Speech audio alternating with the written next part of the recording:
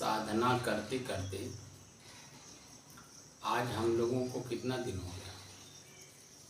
27 दिन, 227 दिन, 28, 233 दिन। 233, कितना हुआ? 233 दिन। आज 233 दिन हो गया। तारीख कितनी हो गई? 25 मई, 25 जून। महीने जून। 25 जून सन 2022। दिन कौन सा है? शनिवार। आपका कोई प्रश्न है कि नहीं? नहीं साहब, मेरा कोई प्रश्न नहीं है। अगर आपका प्रश्न नहीं है तो मैं प्रश्न कुछ कर सकता हूँ आपसे? करें साहब।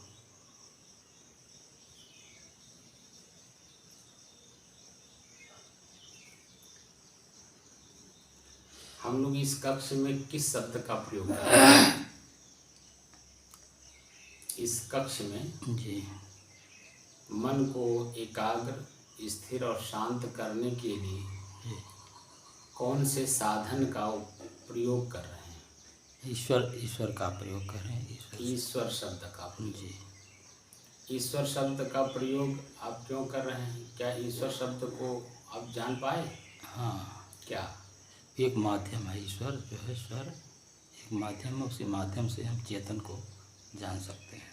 ईश्वर क्या है? ईश्वर का संधि अपना ई धन स्वर, अपना स्वर जो है, अपना सांस जो है, यही ईश्वर है।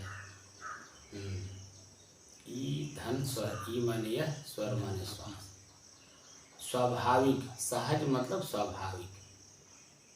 हमारे पास जो संसाधन है, सहज भाव में हम उस संसाधन का प्रयोग करके मन इच्छित वस्तु को प्राप्त करने के लिए कि जो हम प्राप्त कर सकें सहज माने स्वाभाविक रूप से। तो हमारे पास खेत है, खेत माने शरीर।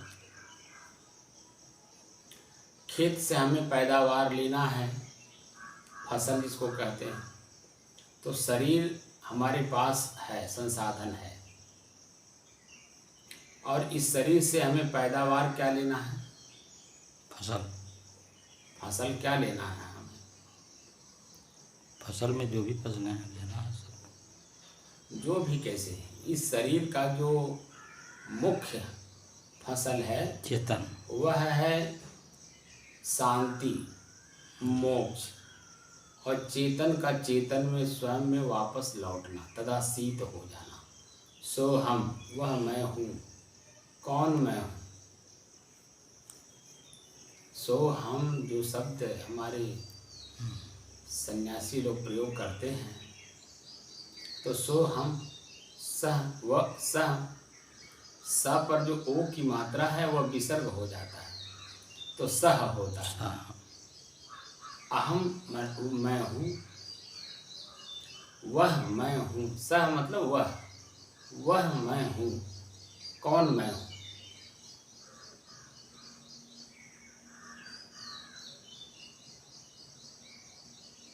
वह मैं हूँ,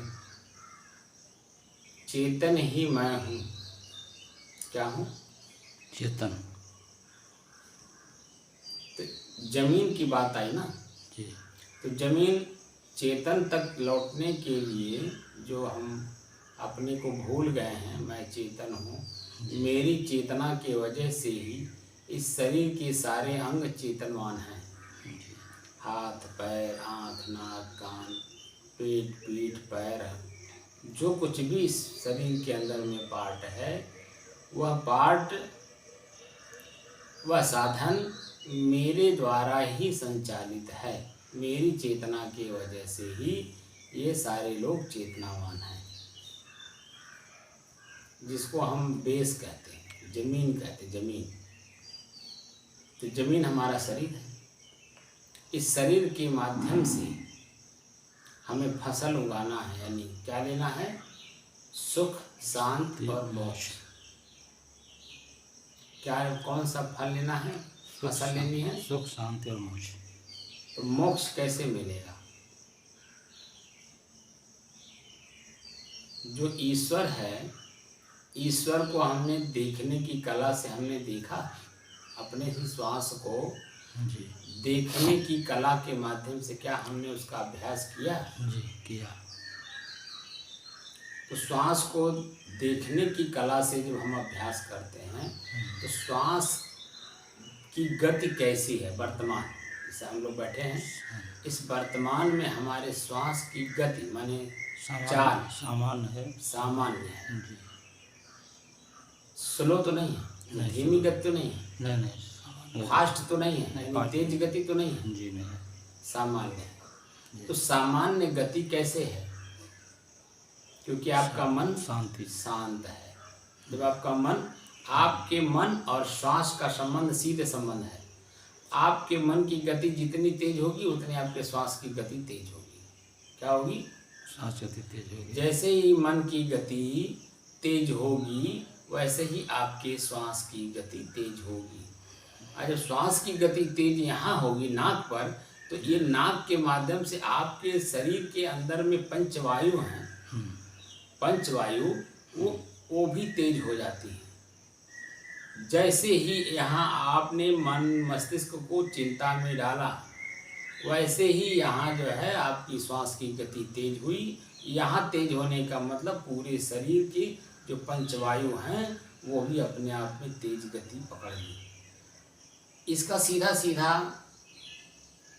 जो हम अनुभव करते हैं, जो वर्तमान के डॉक्टर्स हैं वो एक मशीन रखते हैं ब्लड प्रेशर नापने के लिए। तो मन की गति तेज हुई तो श्वास की गति तेज हुई, तो यहाँ क्यों नापते हैं? इसका मतलब है जो सामान्य वायु है वह भी तेज हो गई कि नहीं जी। और यहाँ पे नापने पर मालूम हो जाता है कि आपका ब्लड प्रेशर बढ़ा हुआ है। ब्लड माने खून होता है जी। आपके खून की गति तेज हो गई, जो कि सामान्य होना चाहिए। और सामान्य गति जब तेज होती है तो वही तो हार्ट अटैक और ब्रेन हेमरेज होने का खतरा होता है। डॉक्टर लोगों ने यही बताते हैं कि जैसे ही आपका ब्लड प्रेशर बढ़ेगा तो रोगों का खतरा बढ़ जाएगा। उसमें जो प्रमुख रोग हैं वह है ब्रेन हेमरेज और हार्ट अटैक। तो जब ब्रेन हेमरेज और हार्ट अटैक आपको मिलेगा फल में, तो इसका मतलब है कि शरीर कष्ट से छूट रहा है, यानी आप छोड़ देंगे शरीर को। और जब शरीर को छोड़ देंगे कष्ट से, तो आपका मन कष्टित हो करके आपकी आत्मा, आपका चेतन लौट रहा है, यानी मृत्यु को स्वीकार कर रहा है। तो मृत्यु को स्वीकार करने के पहले जो मन, हमारी मन की गति है, उसी गति में ही तो वो पुनर्जन्म में जाएगा। अरे भाई, वर्तमान समय में मैं दुखी हूँ और पीड़ित हूँ और मेरा मन बहुत उत्तेजित है। आपके घर में जाऊँगा तो जो मेरे मन में वर्तमान में भाव होगा वही तो वहाँ आपके यहाँ बोलूँगा जी। क्यों? जी। जो वर्तमान की स्थिति हमारी जी। होगी, आपके घर जाने के बाद वही तो मैं बोलूँगा, वही तो चाहूँगा कि आप उसका सुधार कराइए। जी।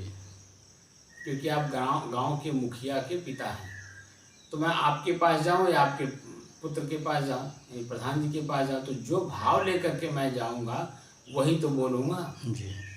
ऐसे ही जब हम शरीर को छोड़ते हैं, दूसरे शरीर में हम दूसरे शरीर को जैसे ही पकड़ते हैं, तो जो वर्तमान की हमारी मानसिक स्थिति होती है वही मानसिक स्थिति दूसरे शरीर में भी एकदम समाहित हो जाती है और उसी तरह से हम कार्य भी करते हैं, वही उससे चाहते भी हैं उस शरीर से। तो वर्तमान स्थिति जो हमारी है वह हमें अपने ही श्वास की गति को देखना है। हमारी श्वास की जो गति है, चाल है, हम श्वास ले रहे हैं, श्वास छोड़ रहे हैं, श्वास ले रहे हैं, श्वास छोड़ रहे हैं। तो ले रहे हैं, छोड़ रहे हैं, तो लेने में हमें क्या अनुभव हो रहा है? कष्ट महसूस हो रहा है, सुख महसूस हो रहा है, आनंद की अनुभूति हो रहा है। हमारे शरीर में श्वास को लेते समय पूरे शरीर में हमें क्या महसूस हो रहा है? ये सारी गतिविधियाँ हम जैसे ही वर्तमान में रहते हैं, हमारा श्वास हमारे पूरे शरीर की गतिविधियों में बताता है कि कैसा, किस जगह पर क्या महसूस हो रहा है, यानी अनुभव हो रहा है। तो जैसे मन शांत हुआ, और शांत मन से जब हम कोई चीज़ देखते हैं तो उसकी जो स्वाभाविक गति होती है वो हमें बिल्कुल समझ में आता है। स्वाभाविक गति, गति माने चाल, स्वाभाविक क्रिया जो उसकी है वो हमें दिखाई देता है। जब मन ही शांत नहीं है तो स्वाभाविक हो या अस्वाभाविक हो वो हमें समझ कहाँ आएगा, क्योंकि मन अपनी गति में है।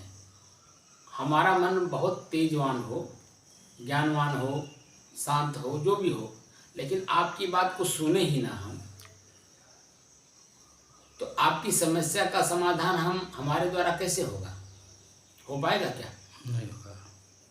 मुझे भी आपके मन में जो है सो है ही, मुझे आपकी बात को सुनने के लिए अपने मन की गति को पकड़ना होगा, यानी शांत करना होगा। शांत मन से जब हम आपकी बात को सुनेंगे तो उसमें जो समस्या आएगी उस समस्या का समाधान दूसरे लोग मिल करके समाधान करने में आसानी होती है। लेकिन जब हम शांत नहीं हैं, आपकी तरह हम भी चंचल हैं, तो आप तो चंचल हैं ही, आपका मन चंचल है ही, और मेरा भी मन चंचल है, तो चंचल मन कहीं शांति पैदा करता है? नहीं कर पाएगा। वो तो